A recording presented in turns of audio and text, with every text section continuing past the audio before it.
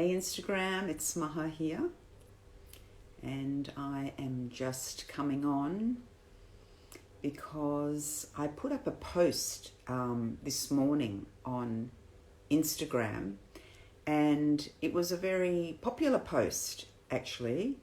It was stating that when we unnecessarily drug mothers in birth, we drug babies.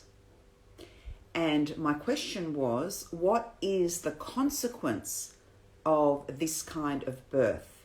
When we birth babies through synthetic drug channels rather than our innate drug that the body produces for birth, oxytocin. Oxytocin is a medicine for mothers and babies in labour. And I do want to make a disclaimer that I am never ever speaking on necessary intervention. Never. That is a different story. This is about unnecessary intervention, and this is what my post was about. When we unnecessarily drug mothers in birth, we, by default, drug babies. And so the consequence of these kinds of births are what? Now, I have been a birth educator for almost 3 decades, traveling internationally, focusing my intention and my work for a very, very long time in this arena of pregnancy and birth and postpartum, but mainly pregnancy and birth. And it was actually over 20 years ago now that I came upon the amazing French obstetrician, Dr. Michel Odent.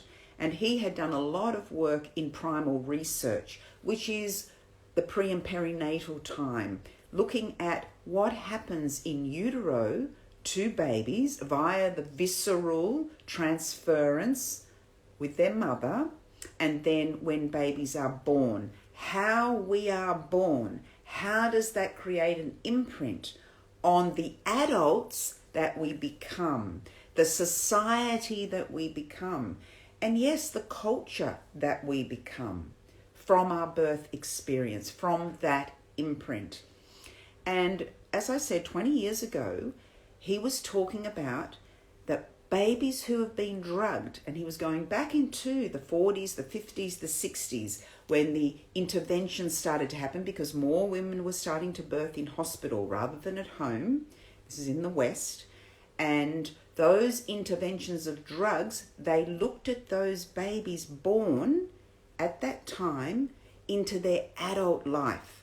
And they found a correlation between the kinds of opiates and drugs that mothers were given and the kinds of drugs and the addictions that these babies were attracted to, you could say, as adults, seeking for as adults. What kind of experiences were these adults searching for later in life? And there's a whole other area about love and what love looks and feels like as well from this imprint. But today I'm just talking about the drug imprint at birth. And he found a lot of these babies had addictions or were searching for or looking for heroin, cocaine, opiate derivatives, all those kinds of things that were part of their birth experience.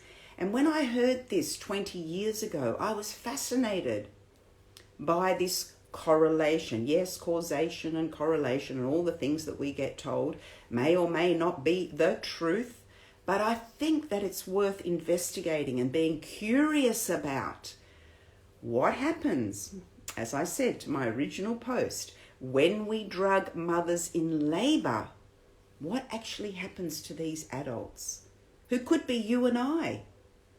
Now, when we talk about these kinds of things, it's a very difficult conversation to have because we don't want to point the finger at mothers and say, you did the wrong thing, you were wrong, you were coerced, so why were you not thinking about what you were doing more intentionally, being more mindful. We're not coming here to blame and make judgment. We're coming here to be curious about how could these things be connected.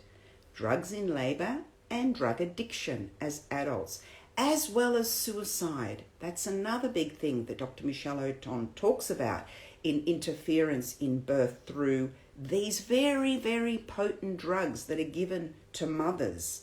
So we need to have a look at these things and not just dismiss them. And my work is a lot about what happens at that point of entry into the world, coming earthside. How am I welcomed?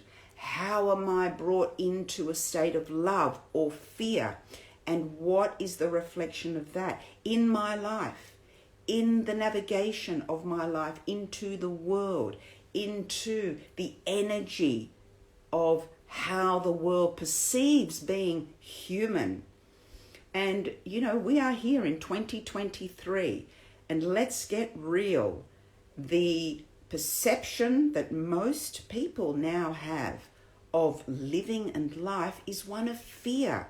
Everywhere we turn, there is something coming down on us in relation to being fearful. Even speaking up about these topics can create a sense of fear because we are having to be always politically correct in this year of 2023. And in my 60 years, believe me, I have seen the change coming down the line, especially this last decade, where we can't say certain things and we have to, numb our voices because we can't, say something wrong to these people or those people or in the world. We have to be very careful and mindful about how we speak. And I agree, we should be very compassionate, empathetic, but it's getting to a point of ridiculous. And I actually wrote something today, which was this: we need to be awake and aware and mindful, because all of this PC, this political correctness,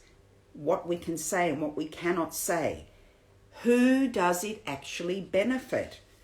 Are we being silenced so those who are actually committing crimes and wrongdoing are protecting themselves? This is a very big point. Are we being silenced to protect those doing the wrong thing? And I think that's something that we need to be awake to. So I talk about all kinds of things, and at 60 now, I am not going to hold back. I am going to speak my truth, and all of those things that transmit through me, I am going to share those things without fear, because I think it's important that we can still have discussions of all kinds and be curious and be non-judgmental. And yes, people have their personal triggers, and that is being human. That's being human. But when I have a trigger, I need to sit with that and really feel into why, where, how does that impact me? Where does it live in my body? What could that be that has triggered me? And of course we get triggered because we're human, as I said, from people who are directly nasty or mean or, cut us down or gaslight us. That's a part of being human. But if I see recurring triggers, I need to find out what is going on inside of me, looking at my inner landscape, really sitting with myself before lashing out at another. That is a height of self-awareness and self-improvement and self-reflection and self-respect, is to be able to sit with my feelings and my thoughts and my emotions and look at those curiously. Yeah, that's a really great skill that we can all develop. So anyway, going a bit off track, but I am talking about these drugs in labour, thinking about when we give mothers these drugs unnecessarily, how does this have an impact on our babies to child to adult development?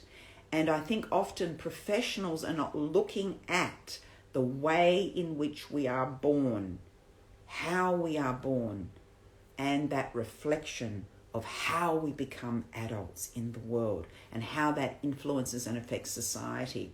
So I want you all who are interested in this topic to go out into the world and have a look, see what you can find around it. And I think you'll be very, very impressed and interested in the information that you'll find. As I mentioned, Dr. Michel Odent has written about this. In fact, he wrote a whole book about women will no longer in the future be able to birth through the channels of oxytocin, which is the love and bonding hormone that physiologically we produce in natural mammalian birth. What's going to happen when we are no longer able to birth through those channels and only through synthetic drugs and oxytocin?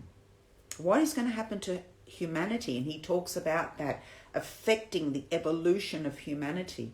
And I have talked about this as well numerous times. The effect of synthetic drugs and, dare I say, AI, human and hardware. How does that get impacted in the birth space? Why are we not looking at birth and what goes on in utero as having an influence on these things? Who is controlling all of this? Why is it being controlled? Yeah? So there's a lot of questions to be asked. Why are we erasing or changing the language around birth and women and mothers? Yeah? So it's not about being judgmental, and it's not about, I care or I don't care or any of that. That's just gaslighting us. We have questions that we are legitimately asking about these things, and especially for someone like myself, who, as I said, has been in this birth industry for nearly 3 decades. Yeah? We are not to be silenced, any of us. We are needing to understand and come together with non-judgment. But we also, I believe, need to protect the rights of women and girls. That is of utmost importance to me.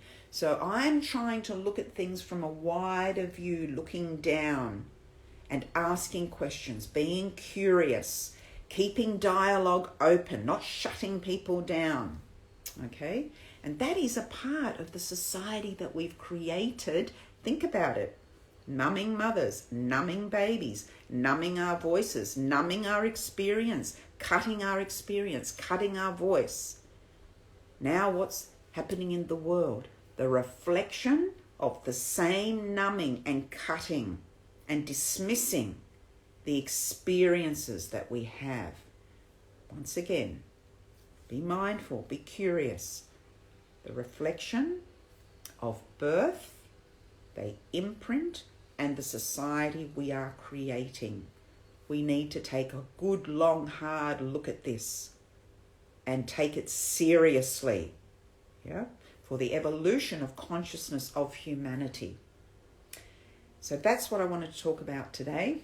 I go off on a few little tangents, but have a look at some research on the drugs we give women in birth, how babies take on that effect of the drug, and then the expression of their voice in the world and who they become as adults from this experience of those drugs at birth. I think you'll be fascinated. And if anybody wants to know more or get in touch with me as the founder of Embody Birth since 1997, I always love getting your messages. And I have a beautiful Embody Birth certification training as well. So if you want to teach a wise, conscious childbirth education program, come and do my certification. It's very beautiful and it's a one of a kind. It's inspiring. And we have beautiful teachers all over the world now. I'm very, very proud of my work. So sending lots and lots of love to everyone and have a great day. Lots of love. Bye.